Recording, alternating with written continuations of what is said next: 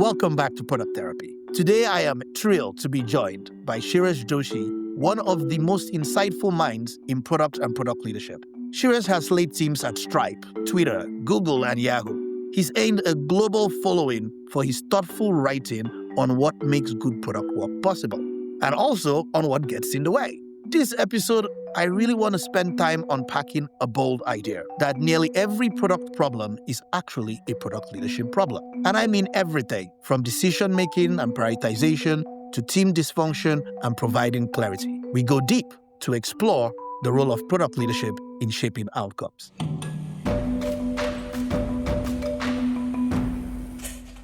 Shreyas, this is an honor. Welcome to Product Therapy. Thanks, Christian. I'm glad we could finally make this happen.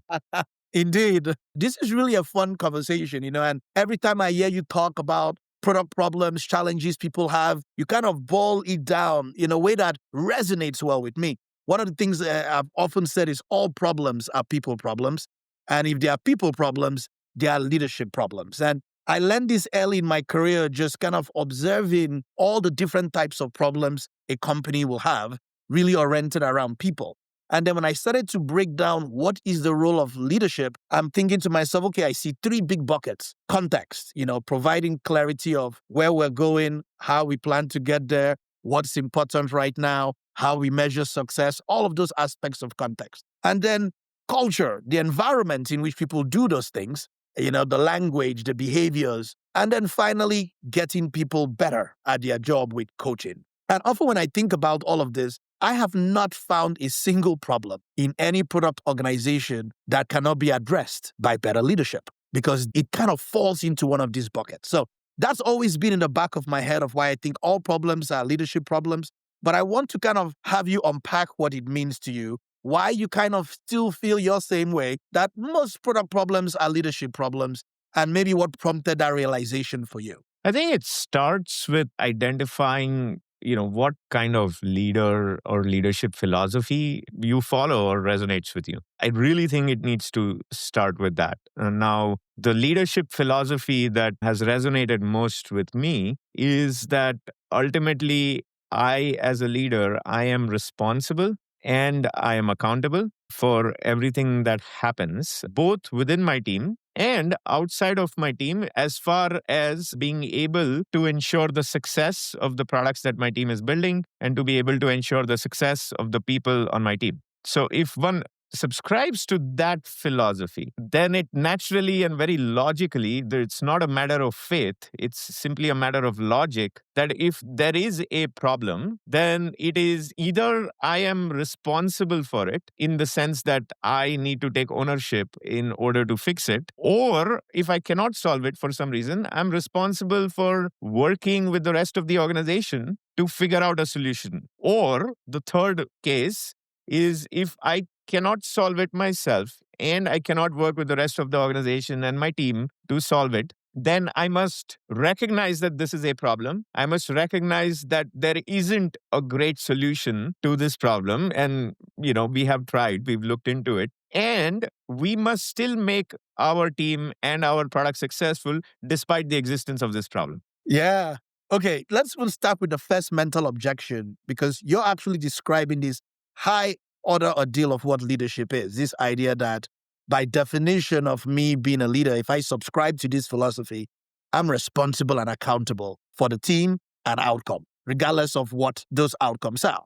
Now, the very first objection for many leaders mentally is, come on, outcomes are hard. Are you saying I'm responsible for growing revenue? But Shreyas, I don't control sales. I don't control marketing. They find all the things that are outside their direct control as reasons they cannot sign up for outcomes. Maybe say a little about, in your philosophy, you mentally rationalize this. So I think we need to, again, look at it very logically. There are two parts to this objection. One part is the idea of signing up for an outcome. Okay, so like if we're using that verb, signing up for an outcome. Okay, cool. That's one part. The second part is, how responsible do I feel within myself as a leader for the outcome? And depending on the organization's culture, the company culture, how wonderful it is, or how messed up it is, or anything in between. If you tell me, Shreyas, it is just implausible for me to sign up for outcomes, I understand. Like, ultimately, I don't want you to get fired because of following some ideology. We have to live in the real world, and operating in the real world requires us to like faithfully and accurately understand the challenges of this real world, right? By no means like do I want you to sacrifice yourself and sacrifice your career because, oh, look at this, this is a wonderful ideology, right? Like that doesn't make any sense. That's like up to you, right? So we've got to separate signing up for outcomes and feeling responsible for outcomes. Signing up for outcomes, I'm fine if you say that the culture is such or the setup is such or the organization is such that it is just not possible. It will cause tremendous harm to my career, etc., etc. Nobody can make a better choice here than you. You are wiser and smarter than you think.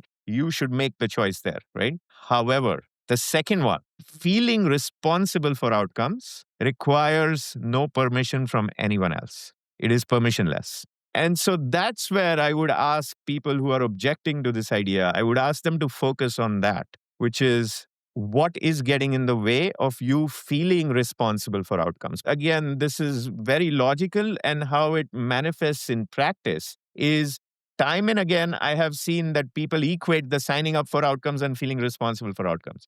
So when they equate that, and for whatever reason, if it's not possible to sign up for outcomes, they then necessarily assume that means they don't need to feel responsible for outcomes. And so when they just wash their hands away, the term I use is product success. When they wash their hands of feeling responsible for product success, now their actions, their priorities, their leadership style is very different from a leader who feels responsible for outcomes or responsible for product success, right? So that's the distinction I want to draw when we look into this. And this is such a wonderful topic. And I feel like one of the challenges I see in our industry is like people talk at like very high levels, number one. And number two, like people talk in like very theoretical terms. And number three, people talk in like all or nothing terms, right? Like, and I always like to sort of bring it back to what works in your context and a way for you to think about what you can make work in your context. I really love that framing. In some ways, being a product leader doesn't mean you have to sign up for outcome. It means you have to feel responsible for outcomes or product success and the nature of what that does in changing behavior. Now, I want to get your definition in its clearest sense. When you think about a product leader, I mean, and you've written about three archetypes too of the operator, kind of craftsperson and visionary, but maybe give me your cleanest definition in your mind of when I think of product leadership, this is what I'm describing. Particularly if we are talking about PM leadership, I define the role as make successful products via others and build self-managing teams. And so that's really like the specific kind of PM leadership role. Now, sometimes we kind of conflate PM and product leadership. And like, I suppose my view is that especially these days, a product leader can be somebody who's kind of responsible for a product, but doesn't have to be a PM themselves or doesn't have to be exclusively managing PMs. They could be, leading a team of PMs and engineers and designers. They themselves could be an engineer or a designer or some other role, right? Maybe even on the business side. Again, this is my own sort of approach to the vocabulary is like product leader is one thing and then PM leader is something else. And they can sometimes overlap, but can also be different. I also think it's useful to sort of think about what are the key tasks that you may be responsible for, right? Like what are the kinds of tasks, again, particularly in a PM leadership context, you might be responsible for. And to me, I like to kind of think about a leader who's kind of responsible for a product or a product area as like their main job is to create clarity, right? And it's to create clarity at the macro level and the micro level. And it's to create clarity on what product we need to build, to how we will build it, to how we will expand it, et cetera, right? And the manner in which a leader in this capacity ends up doing that is by being somebody who leads the strategy and the vision. Now, they might not be the sole formulator of those things. Sometimes they might be.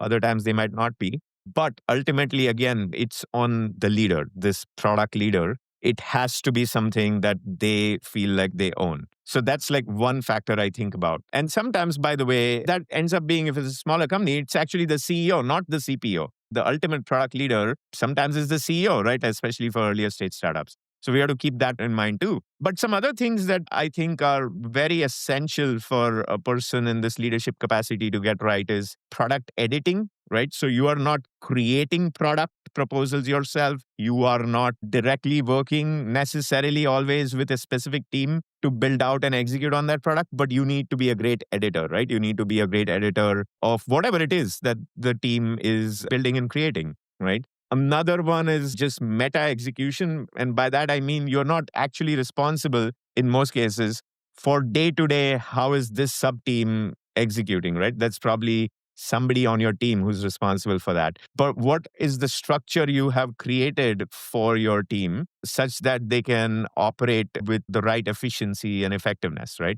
That structure is your responsibility again. And then PM coaching is another key aspect of the job. So that's really how I think about it.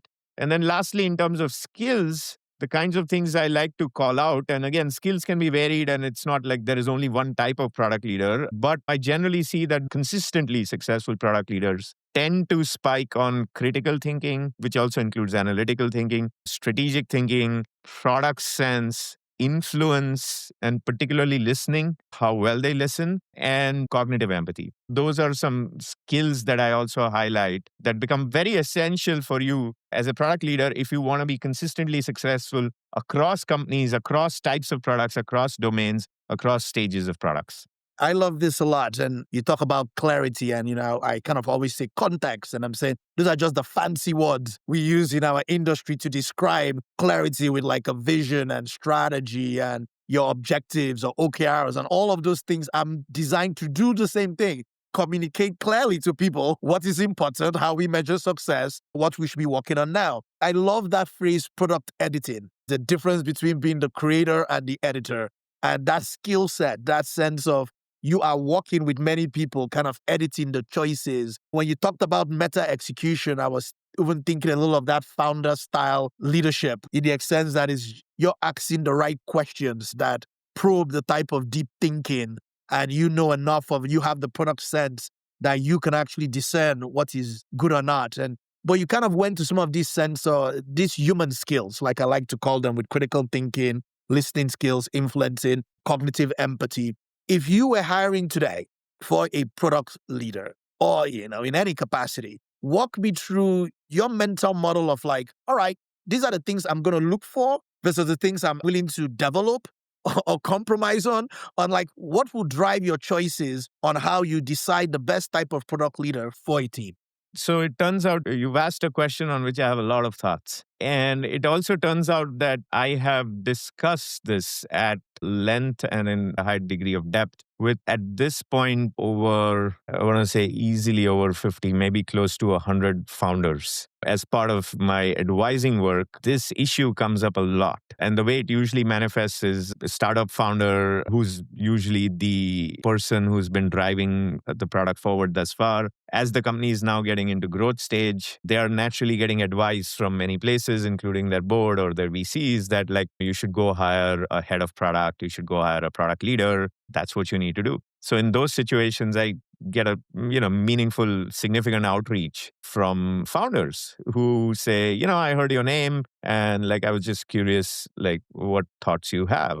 Interestingly enough, Christian, like usually the first interaction is framed this is usually via email or LinkedIn or something, is framed as, do you know any great product leaders that I can speak with for this role? It's also followed by like, I'd love to get your perspective on how to hire, et cetera, et cetera. So, if they come in recommended through somebody in my network, then I'll take the call, right? Like I enjoy these conversations, so I'll just take the call with the founder. And the moment it starts getting into it, begins with like, okay, yeah, do you know some people? This is what I want. Like I have to ask the founder to stop. And the reason I ask them to stop is like, yes, I happen to know many product leaders, fortunately. But that is not where we should be going just yet. We need to really figure out why we are hiring for this role. Let's get clarity on that. And as you very well know, the head of product role, the product leadership role, certainly in startups, but also in some modern larger companies, is a role with very poor longevity. You can start a clock, right? Like when the person joins, and it's like, okay, in 12 to 18 months, roughly about half of them are no longer in the job. So I do call out to executives and founders in general that, like, you should assume that the default outcome of this process that you're going to run is the default outcome is failure, which you'll see 12 months to 18 months from now. Right. And there is, like, again, actual data to support that. So you can just look it up. And so you should assume that that's the case. Now, the reason to assume that's the case is so that now whatever actions you take and whatever decisions you make need to prevent that from happening, right? Need to prevent the default from manifesting.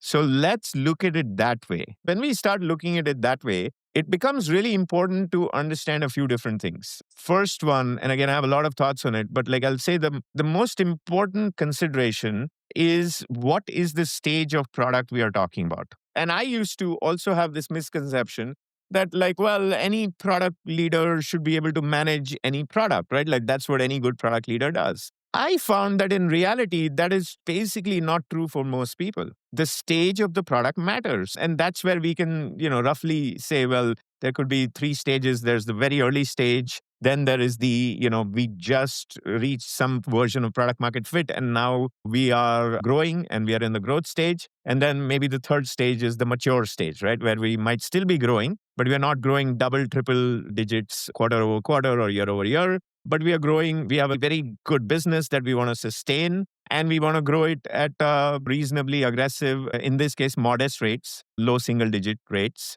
And that's the product leadership responsibility at that stage, right? At that mature stage. Now, it turns out, here is my core observation. It turns out that a leader who is excellent at that mature stage, sometimes their resumes look great because they have great brand names on the resume where they've led these very mature stage products. And they've scaled them by hundreds of millions in revenue or hundreds of millions in users, et cetera, et cetera. So again, everything looks great. All of a sudden, now you take this person who's basically is great at a mature stage product and you bring them to just as your product is about to hit that escape velocity. Well, you're going to have some problems, right? Unless you go into it with intent. So I'll just describe like one specific problem that occurs. And again, this is in the startup context. The founder, being coached by many people, basically assumes that once they hire their head of product, this product leader, they have to delegate all of product. Because naturally, you hired this product leader, so now you must delegate. That's what a good manager does, right? Like a good manager works through other people. So, they get this kind of advice all the time, sometimes even from their own executive coach.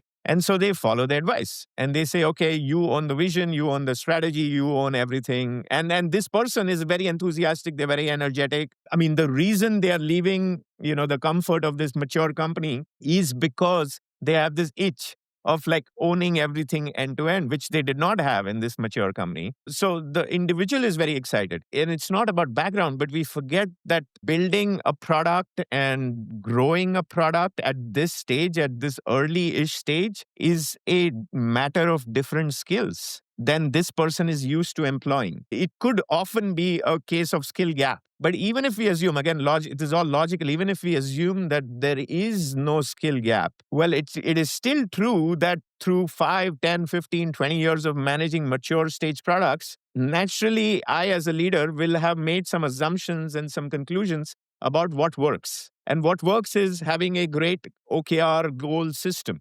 running great operations, having all the right review meetings, right? Like having the right staffing in the right places, et cetera, right? And having a fully staffed out cross-functional set of stakeholders and cross-functional org, right? Like such that I can work with them and through them to kind of enable product success. That is something you would be quite used to in a mature stage product. Now, if you try to replicate that in a growth stage, early growth stage product, well, what's going to happen is now there is largely no progress being made over quarters while we set up all the right systems. as a startup, a few quarters is like 5 years in a larger company. And so that's like just one example, but this permeates everything. This permeates goal setting, how you get work done, what kinds of PMs you hire, what kind of product people you hire.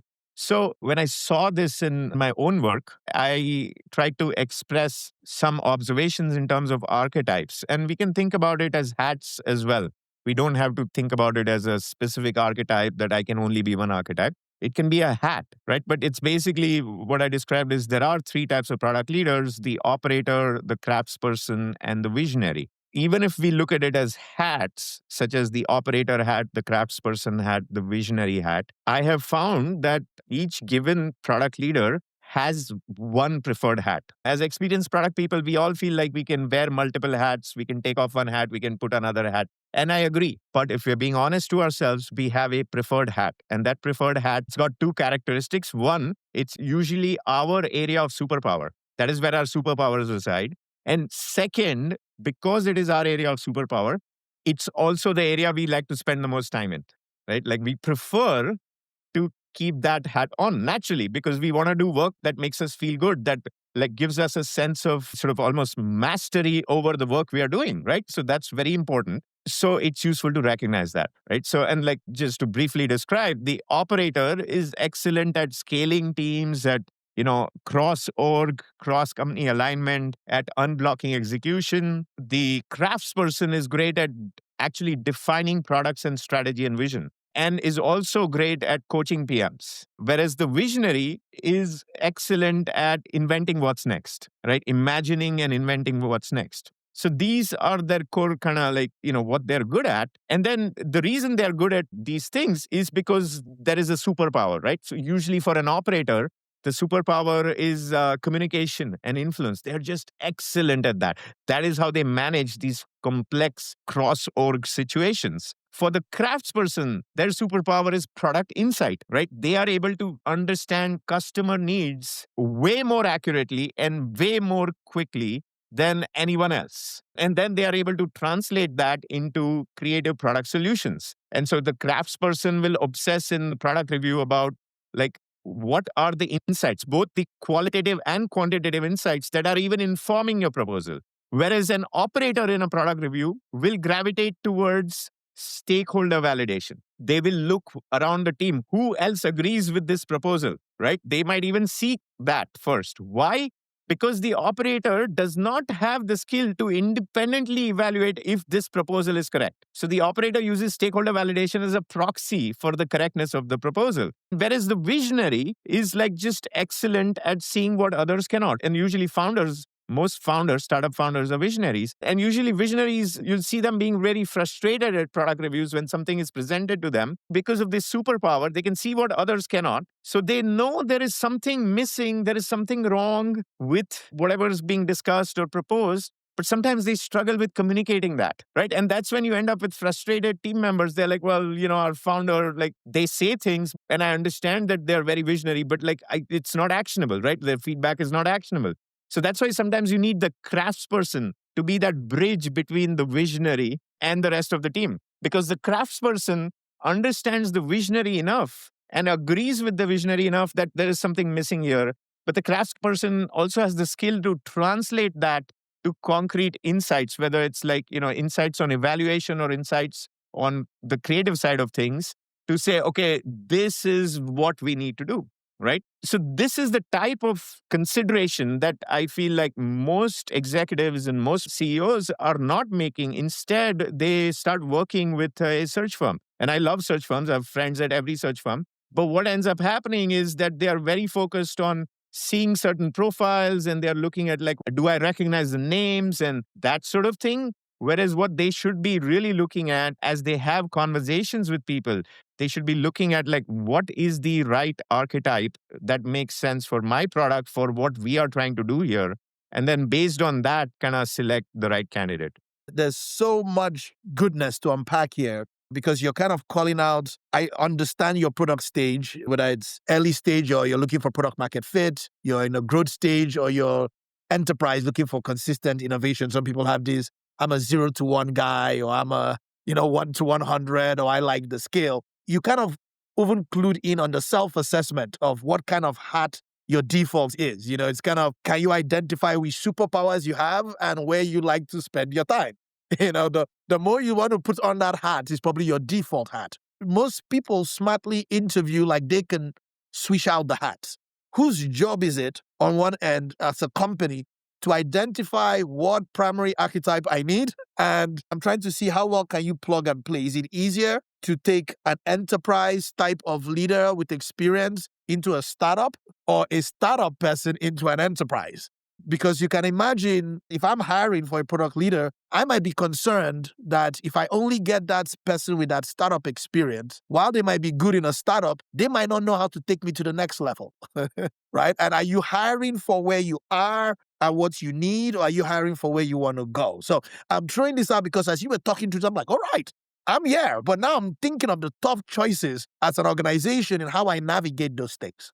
Couple of observations. Number one, as you are talking to product leaders, I find that a lot is revealed in the questions they ask you about your company and about the team and about the role.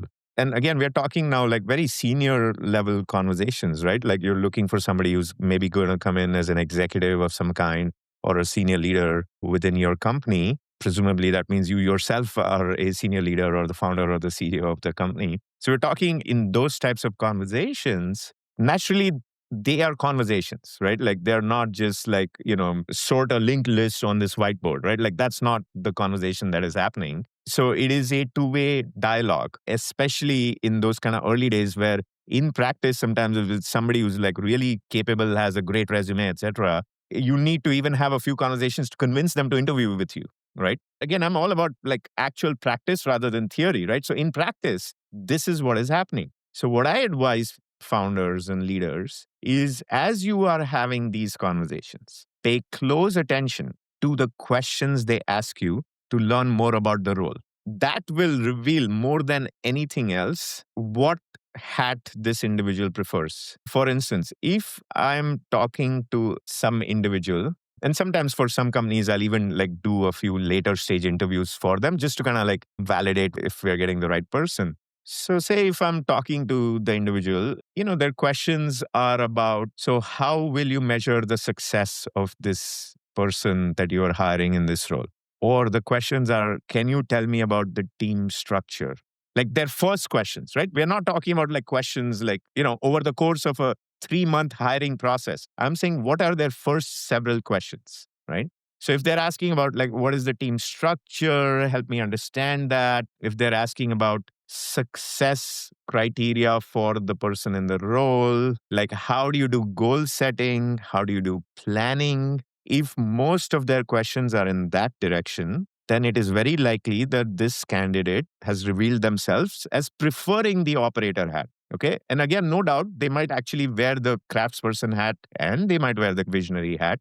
All I'm saying is now it's established that they prefer the operator hat because we as human beings, we gravitate towards what interests us most. So that's like one example.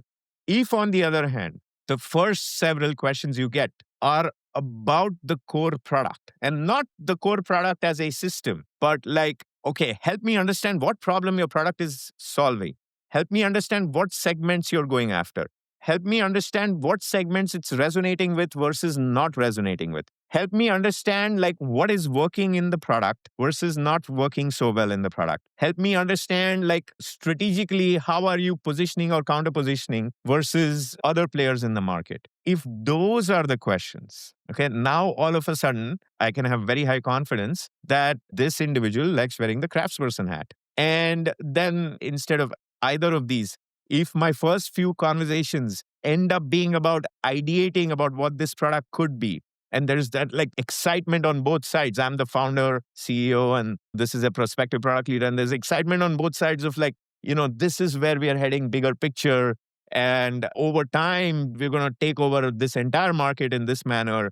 And these are the steps. And this is how we're going to talk to the press about it. And if it's like those types of things, then I'm dealing with a visionary hat, somebody who likes the visionary hat. And that's more rare, but it's like among the three, that's the more rare one. But again, that becomes clear, right? So So that is what I advise people is just like pay close attention to that conversation, pay close attention to the questions they ask. The other related thing, I also tell every hiring manager who's hiring leaders, I always tell them you have to pay close attention to the degree to which this individual's understanding improves and grows as you go through the entire process. Because again, any practical process for a senior leadership role is at least 2 to 3 months. You're not hiring a senior leader in like 2 weeks. That just usually doesn't happen. So, what I asked for is, has this individual's understanding significantly improved, and has the depth and quality of their questions also significantly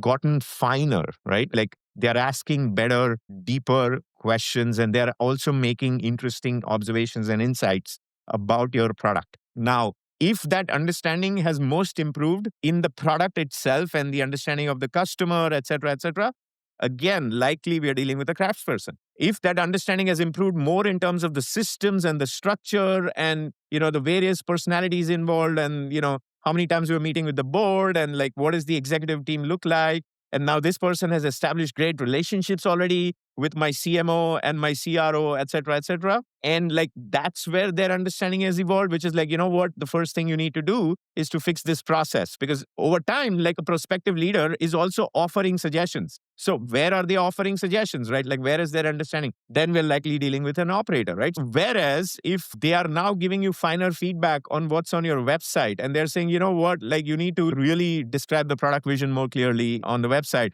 or you need to really appeal to this type of customer, right? Like, or whatever the case might be, we're probably dealing with a visionary. Now, obviously, there's a lot more to it than the examples I'm sharing. So don't just go by the specific examples. It's like actually much wider than that. But again, for smart people, like this gives them enough to then kind of like find their way. It is a fantastic model. I mean, what questions I initially asked, what has improved or evolved over time in terms of the questions you're asking? First of all, an organization needs to identify what kind of archetype they need the most for where they are.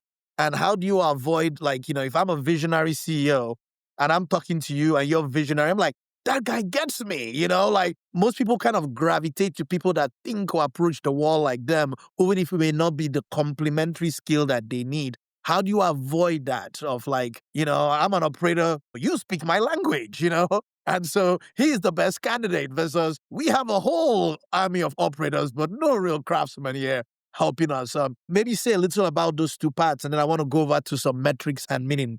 Yes, this is one of the bigger traps in hiring. And I would say, like, I've made this specific mistake myself when hiring individuals because, when I didn't have an appreciation for some of these finer points, I would just like, gravitate more towards individuals that were the same archetype as myself. In a way, that was a way for me to validate to myself that I am very good at the job, right? I did not understand it, obviously, in my more foolish days. I only understood it in my less foolish days afterwards as I aged. So, yes, there is a real risk and it happens all the time, right? And so, this is where I ask, again, executives and founders to be very clear on why you are hiring for this role. Now it sounds like, okay, cool. Yeah, sure. But like we've all generated these job descriptions and like all these other artifacts. But, sometimes your search firm will make you write some things, et cetera, et cetera. And you should do it. Why not? But I find that like what then ends up happening, I'm sure you've seen it too, Christian, is like, it's like a 4-page document with like every requirement under the sun.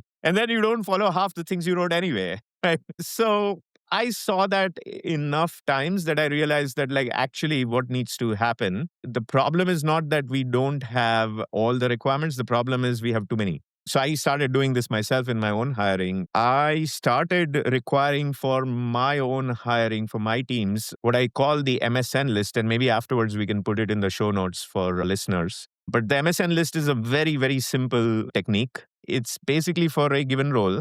Instead of like this 2-page, 5-page long job description, they should have every qualification under the sun, blah, blah, blah. What I like to do is just put like 3 bullet points under M, which is must have, 3 bullet points under S, which is should have. And of course, every PM knows what's coming up next. 3 bullet points under N, which is nice to have, right? So that's MSN is just that, right? MSN. And the 3 bullet points, they cannot be fluffy. They cannot be fluff. Passion for building delightful products. Right? That is fluff. It doesn't mean anything. So the bullet point has to be evaluatable concretely in an interview process or through an evaluation of their background, including references, or both. So either it has to be evaluatable through the interview process or through their background itself, or both. So that's one criterion. Second, don't include in this MSN list table stakes that you want every employee to have. So there's no point saying high integrity. It's like, yo, so you don't want high integrity for some other roles? Doesn't make any sense. So don't include that stuff. I want you to include only the very specific things that you absolutely care about, the 3 bullet points under the M. Like, what do you really care about? So an example of something that is good, by all means, you can say something like strong empathy for customers, especially in domains where there is high ambiguity. Because that you can test in an interview process. You can literally test that through a set of questions, as an example. So if that is an important, I'm not saying that has to be, but if that is an important criterion for this hire, by all means, right? Like include it under M or S or N, depending on how important it is. You can also have background related things, right? Like, for instance, deep experience in the fintech banking domain. That is fine. But now you are going to need to evaluate it somehow. You're going to need to evaluate it in the interview process itself and or through the background that they have and through reference checks you do. Now, in this case, the other thing I recommend, and this is like a couple of startups that have advised on this specific hiring of their CPOs, they now do it for their entire company. For any important role, the CEO doesn't sign off on a hiring requisition until there's an MSN list, as an example. So then the next step is we are not just creating this list so that we can feel good that we created a list. What I then do is I now assign specific individuals. So you have an interview loop, like in most companies you do, like you have them talk to 4, 5, 6 people. Usually for a leadership role, it's way more than 4, 5, 6 people. So I like to assign specific bullet points to specific interviewers, which is like you're responsible for this M, to basically interview them for this M and this S, right? Like whatever that is. So, okay, you are responsible for evaluating them for strong customer empathy, especially in an ambiguous, fast moving domain. So again, now your interviews are very focused. They're not just like, let's sit and ask them a bunch of questions that we just Googled 5 minutes ago and let's try to see how clever and smart they are, right? Like it's very focused. That's like one part. The other part I wanted to share is I also ask founders to be very clear on what it is that they want this person to accomplish. So for that, I basically give them a couple of questions. All right. So one question that I give them is, let's assume this individual has now been in this role for 9 to 12 months. And so for any kind of like growth stage startup, 9 to 12 months is the right time granularity. As you are now evaluating this person and how they performed, what is the one thing that you want to be able to score them an 11 out of 10 on? Not a 10 out of 10, an 11 out of 10. Meaning, what is the one thing that they should have absolutely done a spectacular job on? Do you have clarity on that? That one thing cannot be like insignificant. Like it cannot be like, oh, they should set up a good sprint process, right? Like that is not significant enough. It has to be something related to either outputs or outcomes or team. It has to be meaningful at that level, right? So that requires a lot of thought. So whenever I ask a hiring manager this question, they're like, I've never thought about it. And it's funny because like before, I also used to not think about this thing. But now I'm much more clearer anytime I'm hiring too, that what is that one thing? And then furthermore now, I want you to communicate that one thing to prospective candidates at the right stage in the process, right? Because now they will also understand very clearly what you are expecting. Now, of course, like in any product leadership role, there's going to be like, you're going to be doing dozens of things. But what are the 1 or 2 things that absolutely matter, right? So that's one question. And again, it's a seemingly simple sounding question, but it creates a ton of clarity on what it is that we are even looking for, right? Second question that I'll share is I also ask them to write down, once this person has come on board, what aspects of the product make sense for you to still continue to own as the founder or CEO or executive. So it is not a given that just because you've hired this person, that now you're going to wash your hands off the product. You need to be clear what aspects of the product you're going to continue to own. Why?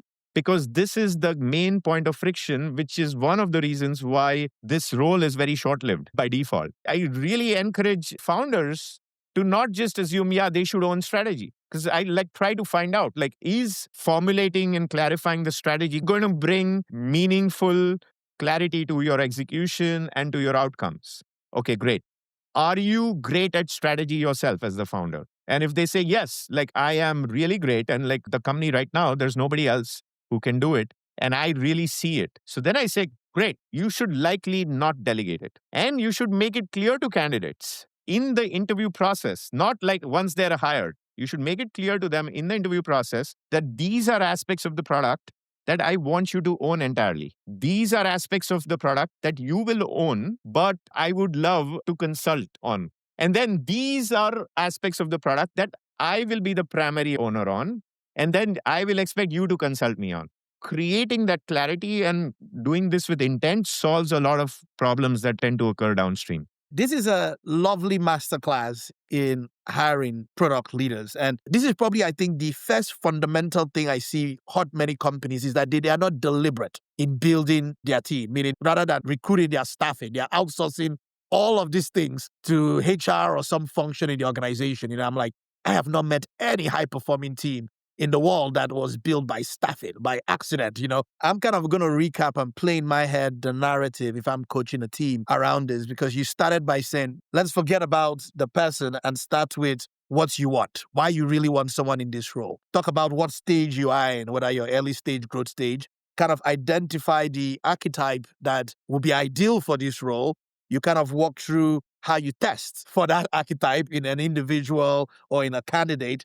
Then I love this create an MSN list, this must have, should have, or nice to have type of thing. And then what do you want this person to accomplish? And that kind of look back exercise in some ways. And then I really love this political aspect of it, this potentially addressing your future friction by being upfront about what aspects of the product you still want to own, you want to participate in, and hiring either complementary or upfront, being clear about these are important to me that I am consulted or I still own. And that even in some ways maybe even helps you identify the kind of candidates or how people self-opt out, where they might see that friction as something they cannot give up or they cannot work with. This has been an absolute gift for me, Shreyas. We'll put out in the show notes where to find you, where to follow more information around your work and the things you're doing. Thank you for being here. Thanks, Christian. It was great. I loved it. Want to learn more? Until next time, please check out svpg.com. Sign up for our newsletter that Matt Hagan puts out. Join us for one of our workshops near you and get access to all of the articles and content we put out. And thank you to everyone for joining us. Until next time, have a good day. A quick disclaimer, while this podcast is named Product Therapy, it is not hosted by licensed therapists or mental health professionals, and it is in no way a substitute for professional mental health services. We recognize the importance of mental well-being and encourage anyone facing personal difficulties to seek support from qualified professionals. See www.findahelpline.com.